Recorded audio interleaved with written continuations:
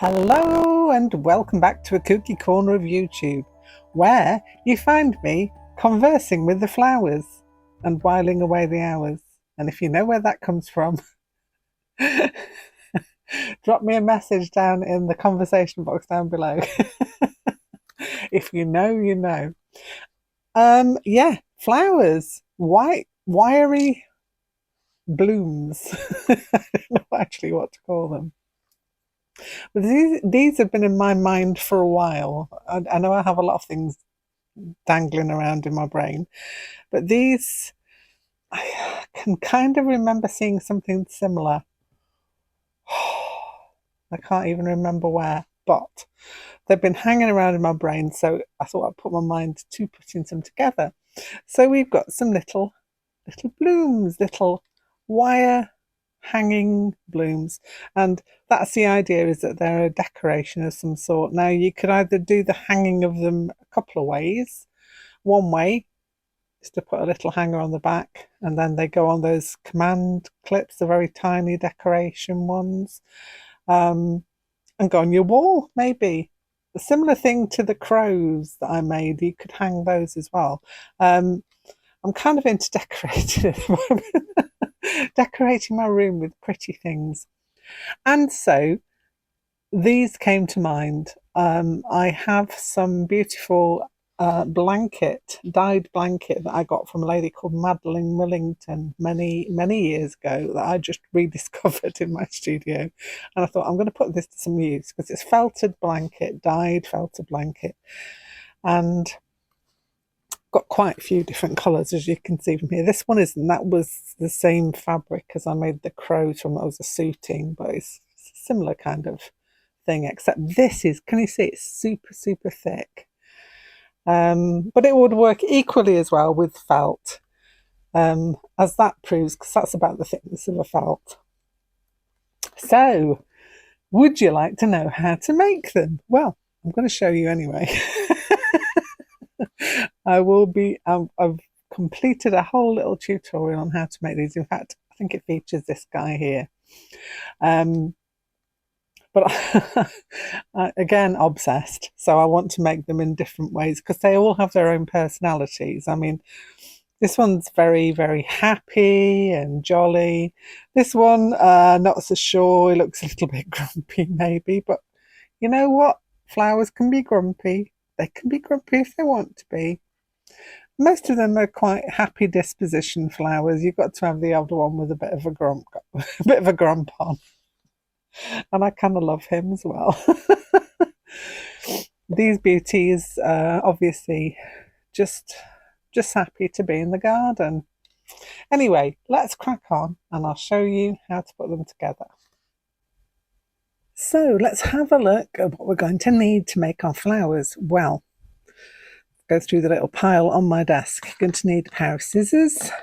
You could have some embroidery scissors as well if you needed to, but I find these tend to do the job. They don't make these anymore, sadly. They are Fiskars.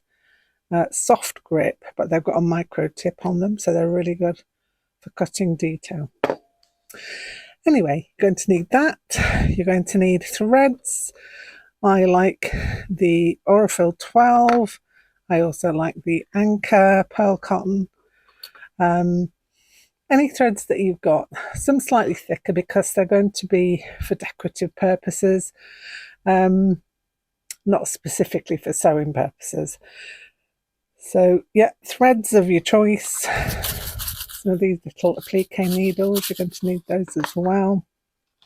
A couple of different sizes of needle. I've got an extra large size needle there because I'm going to use some yarn in mine as well. So as well as thread, you might want to add some different sizes of stitching yarns. That is a pure wool yarn DMC. You will need felt. Now, this one I've got here is felted blanket. It's really quite a thick one as well. But you don't have to. It can just be ordinary felt, like this. In fact, I use this kind of felt as the backing, because you're going to need two pieces, one for the front and one for the back. You don't need much. You'll need some scraps of fabric. These are probably a little bit too small, but just a few scraps just to make your faces with. You will need some, like a wadding kind of thing. I've got some of this, it's like a polyester wadding. I use it as a filler, and I'll show you how I use that. It tends to just pad out your flower a little bit and give it some kind of dimension. The most important thing you're going to need is some wire. So wire of various thicknesses. You'll need the thicker one to make the centre of your flower, to make the petals. If you're going to add little beads around the edge, like I have on this one, then you're going to need some thinner wire to do that with. So yeah, different thicknesses of wire. I would suggest for the centre and the petals that it's kind of like a 20 gauge wire. So wire goes in gauges. The higher the gauge, the thinner the wire. So if you go down to like 20 or 22 at a push, that's going to give you the strength that you're going to need to kind of hold its shape a little better. What else we're going to need? We're going to need an awl. That's for making the eyes with. The eyes, I tend to use a little bit of felt. Look at this one. It's felt and it has little brads in it. And in order to get those holes, I use the awl and a little bit of felt. And then I can't even open this bag now. Just to show you. So this size brad, which I think is a 5mm one. I use those for eyes for a lot of my things. So just so easy to plop in and get a really good result with them. So yeah, your wire can come in all kinds of different. These are tiny little wires that came in a pack. That's a slightly thinner wire. That one's a slightly thicker wire. This one looks to be like either a 22 or a 20 gauge. That one looks to be like a 24 gauge. But whatever you've got, or if you want to buy something, then I would say stick to the 20 gauge wire and you won't go too far wrong. As I say, if you're going to do the beading, then you are going to need a thinner wire for that, because that goes wrapped around the whole of the piece, which you'll see later. So you're going to need like a 20, 28 gauge perhaps for that. If you want to do it, that's an optional extra. So that's really all you're going to use to make your flowers. I know it seems quite a lot, but usually a lot of these things, if you make things a lot, you're going to have it hanging around anyway. So it's not going to be too much of a deal to gather together all the things you need. So let's have a go at making one, shall we? Oh, the other thing you're going to need is something to wrap your wire around that is of the circle size that you want. Now, this nori paste I have here was the first thing to hand when it came to making my circles. So something like that, or a jar or a can, or if you've got one of these circle makers, I tend to use this to cut out my felt, because that felt, when I've drawn around this circle here, it's probably about the right size when I've cut it out. So that's my kind of combo. I use this to make my wire form and this to cut my felt out with. Okay, so I'll show you the rest of it now. First of all, then, you're going to want to make the centre of your flower out of your wire. And what I do is wrap it around the canister that I'm using, or the bottle that I'm using. Make sure it's kind of a thick one, because you don't want to make too small a flower. And then I use some wire cutters. I cut a little bit extra off, because I'm going to use that extra to, as you can see, just wind around to finish off my circle. And then that can be kind of pushed into the centre, so that you're not going to get pricked by the ends of the wire. Just be mindful of that. I tend to just grab my pliers and just squeeze them together just to stop them from poking out.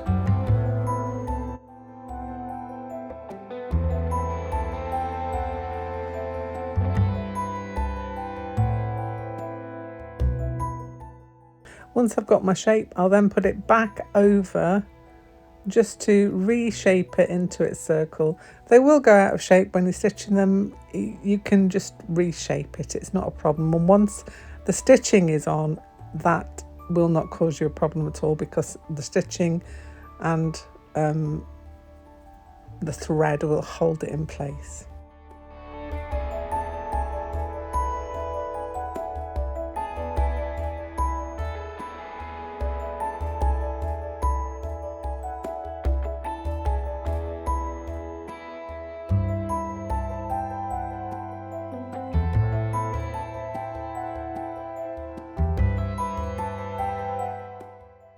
When you've got your centre, the next thing to do is to start adding in the petals.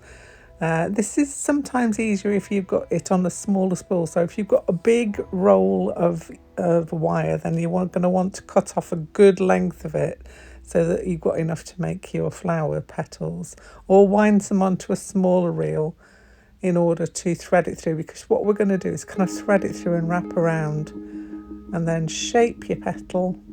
It's easier to do by hand than it is to try and do with anything else. So yeah, you just wind it round once after you've made your petal shape and go on to make the next one. Your petal shapes do not have to be perfect. This is a fun and fanciful flower. It doesn't matter if some petals are a little bit smaller or a little bit thinner than others. Just have fun with it. We're making something fun, and you don't really have to be completely perfect. And you can reshape these as well. They will slightly get bent out of shape in this process, as will the centre, but we will reform it just by putting it over that thing in the middle of it, the nori paste bottle that I was using here. I reform it afterwards, and once the thread, the front of your flower, the felt bit, has been sewn on, then it all holds itself together anyway. It's not a problem. So go around, continue making your petals until you get to the end. When you get to the end, you're going to have to finish it off. So you're going to have a little bit of wire just to finish off with, and I just wrap it around a few times, snip it off with my clips, and then it gets wound in to the top end of my flower.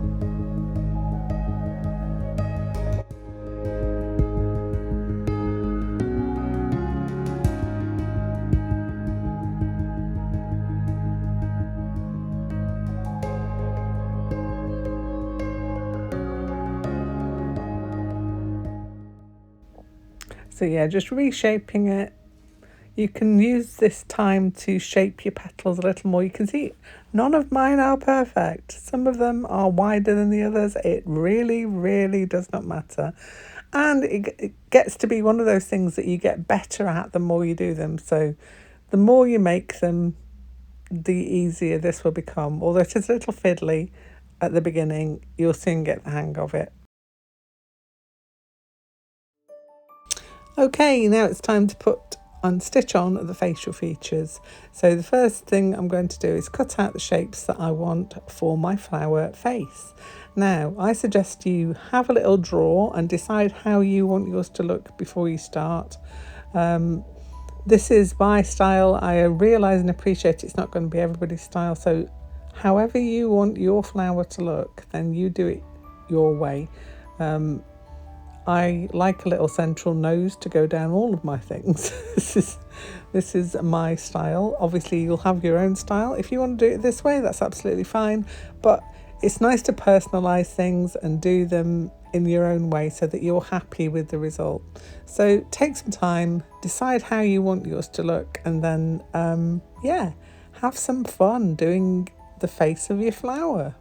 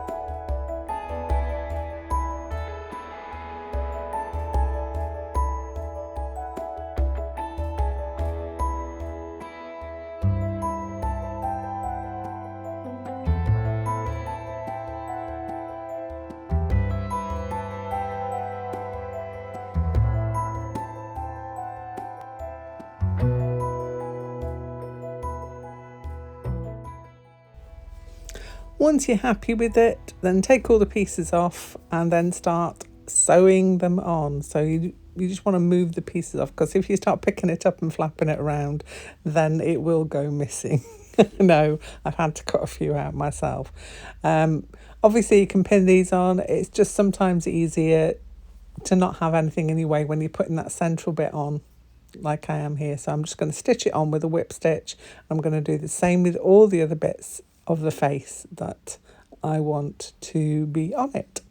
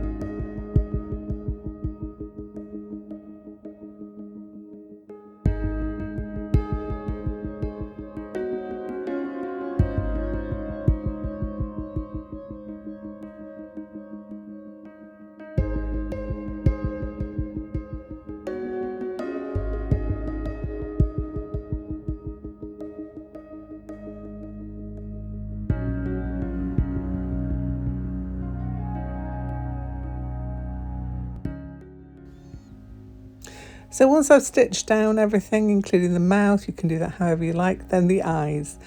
The way I do this is with a small piece of felt, a felt circle, and I put an awl through the centre of it and through the wall. Now please be careful with your fingers, because awls are specifically sharp. I know I don't probably need to say that, but sometimes I forget as well. Then the brad just simply goes through the centre, and you can open out the little legs of your brad at the back, and then that makes a very pretty little eye. You can vary the colours of your felt, you can do it however you like. You could stitch your eyes on however you want to do eyes. This is just a suggestion, but they do make pretty little eyes, I think.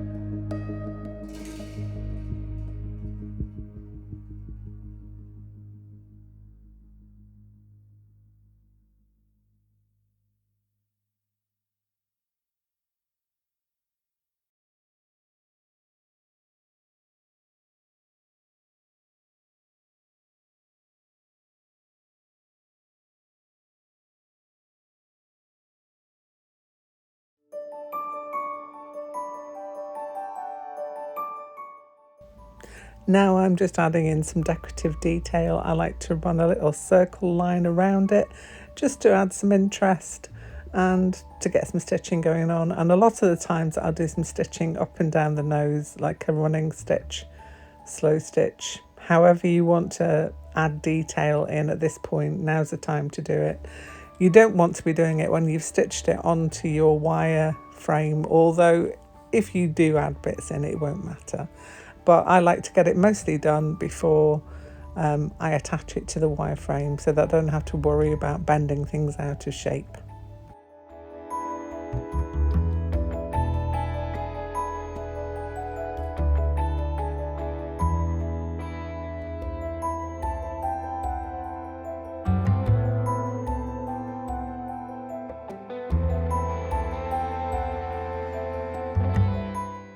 Here I am over sewing the felt face onto the wire base. It's a little bit fiddly. I will not lie to you, it's just a bit fiddly because you've got the wire to contend with, the petals to contend with, and you kind of got to sew through the little gaps. So you can see me taking it through the petal there so that I can just get that on. You probably noticed on this one, this is the only one that I did beads on, and I did that on a very thin wire that I wrapped around the frame. It was already preloaded with beads, so put more beads on than you expect if you want to do that, and then that just gets wrapped around the frame before you do the stitching part. I suggest you don't do the beads if you're going to do one for the first time. Leave the beads off, they're just going to get in your way.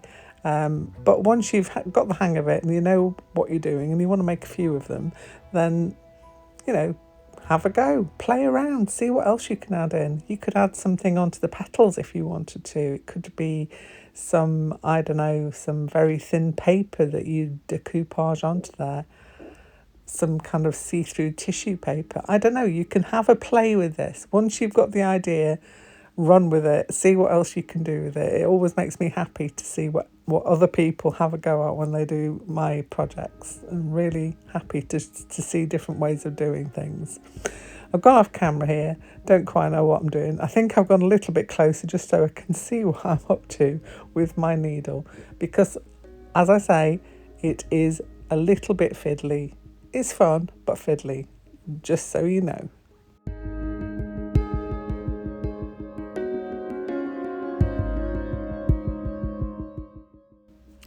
Okay, when you've sewn around the front part, now it's time to turn it over, put some wadding in and sew the back part on. So I do a smaller circle first and then just a slightly bigger circle and then my final piece of felt. Now the two circles of wadding need to be smaller than the felt so that it all gets enclosed inside. And it's a case of just sandwiching it together and we're back to the sewing round again. It should be a little easier this time because you'll have got a handle on where you need to keep your thread. I still get in a tangle where I get it wrapped around the petal, so don't worry, just persevere with it. It is not too difficult, just a little bit trying sometimes in order to get your stitches, but once it's on, it'll look absolutely beautiful.